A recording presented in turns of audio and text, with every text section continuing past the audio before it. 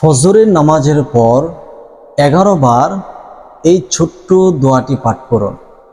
যাকে চিন্তা করে, যাকে মনে করে, যাকে উদ্দেশ্য করে এই ছোট্ট দোয়াটি পাঠ করবেন, সে আপনার প্রেমে পড়ে যাবে, সে আপনার জন্য পাগল হয়ে যাবে, আপনার সাথে রিলেশন করতে, আপনার সাথে যোগাযোগ করতে, আপনার সাথে সম্পর্ক রাখতে সে ব্যস্ত হয়ে যাবে। প্রিয় দর্শক, এমনই একটি তদবির নিয়ে আপনাদের মাঝে হাজির হয়েছি। যদি ফজরের নামাজের পর করতে পারেন, ইনশাল্লাহ কাজ হয়ে যাবে। কারণ ফজরের নামাজের পর মনটা থাকে ফ্রেশ। মহান আল্লাহ তাআলার কাছে যদি ফ্রেশ একটি হৃদয়ে, ফ্রেশ একটি মনে আপনার কাঙ্ক্ষিত মানুষটির জন্য আল্লাহর কাছে কিছু বলতে পারেন, কিছু চাইতে পারেন, অবশ্যই আল্লাহ তাআলা আপনাকে তা দান করবে। এই জন্য আপনি ঘুম থেকে উঠে সর্বপ্রথম ভালোভাবে পবিত্রতা অর্জন করে নেবেন। কারণ ঘুমের ঘোরে আপনার হাত পা কি হয়েছে, কোথায় গিয়েছে তা আপনি সঠিকভাবে বলতে পারেন না। সেই জন্য আপনি সর্বপ্রথম ঘুম থেকে উঠে দু হাতের কবজি পর্যন্ত বিসমিল্লাহ বলে ধৌত করবেন। এরপরে আপনি ওযুর উদ্দেশ্যে 3 বার 2 হাতের কবজি ধৌত করবেন, কুলি করবেন, বিভিন্ন ইত্যাদি যা যা করা দরকার পবিত্র হওয়ার জন্য সব কিছু করে নেবেন। এরপর আপনি ফজরের 2 রাকাত সুন্নত নামাজ আদায় করবেন। তারপরে ফরজ নামাজ আদায় করার পরে আপনি প্রতিদিন যে তাসবিহ তাহলিল পাঠ করতেন সেগুলো পাঠ করে নেবেন। এরপরে যে কাজ করবেন, আপনি আপনার সমস্ত তাসবিহ তাহলিল পাঠ করার পরে 3 বার ইস্তিগফার আদায় করে নেবেন।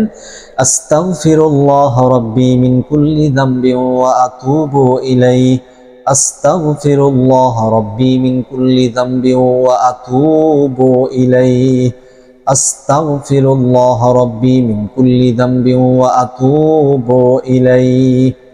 এরপর প্রিয় নবী সাল্লাল্লাহু আলাইহি ওয়াসাল্লামের শানে 3 মর্তবা দুরুদে ইব্রাহিম পাঠ করে নেবেন। যেমন আল্লাহুম্মা সাল্লি আলা মুহাম্মাদ ওয়া আলা আলি মুহাম্মাদ কামা সাল্লাইতা আলা ইব্রাহিম ওয়া আলা আলি ইব্রাহিম ইন্নাকা হামিদুম মাজিদ। আল্লাহুম্মা বারিক আলা মুহাম্মাদ ওয়া আলা আলি মুহাম্মাদ কামা বারাকতা আলা ইব্রাহিম ওয়া আলা আলি ইব্রাহিম ইন্নাকা হামিদুম মাজিদ।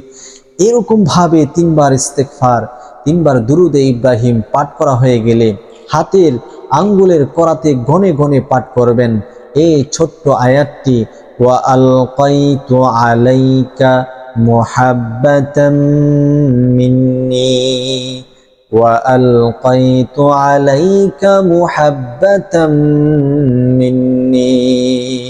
এরকম ভাবে 11 বার ওয়া আলকাইতু আলাইকা মুহাব্বাতাম মিন্নি। আপনি যার উদ্দেশ্যে এই আমলটি করছেন তাকে চিন্তা করে, সে দূরে থাকুক কাছে থাকুক, যে অবস্থায় থাকুক, তাকে স্মরণ করে এই আয়াতটি 11 বার পাঠ করবেন। এরপর 3 বার দুরূদ শরীফ পড়ে মহান আল্লাহ তাআলার কাছে একটু দোয়া করবেন তাকে নিয়ে। আল্লাহ যেন তার দিলটা নরম করে দেয়, তার দিলটা যেন আল্লাহ তাআলা আপনার প্রতি রুজু করে দেয়, যাতে করে আপনার প্রেম ভালোবাসা সে আসক্ত হয়। আল্লাহর কাছে বলবেন। স্বামী স্ত্রীর ক্ষেত্রে আমলটি খুবই বৈধ, সন্তানাদের ক্ষেত্রে আমলটি খুবই বৈধ।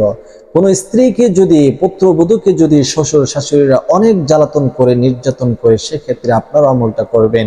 এছাড়া যারা আমলটি করতে যাচ্ছেন সবাই কমেন্ট করে অনুমতি নেবেন, ভিডিওটি শেয়ার করবেন, চ্যানেলটি সাবস্ক্রাইব করে আমাদের পাশে থাকবেন। আসসালামু আলাইকুম।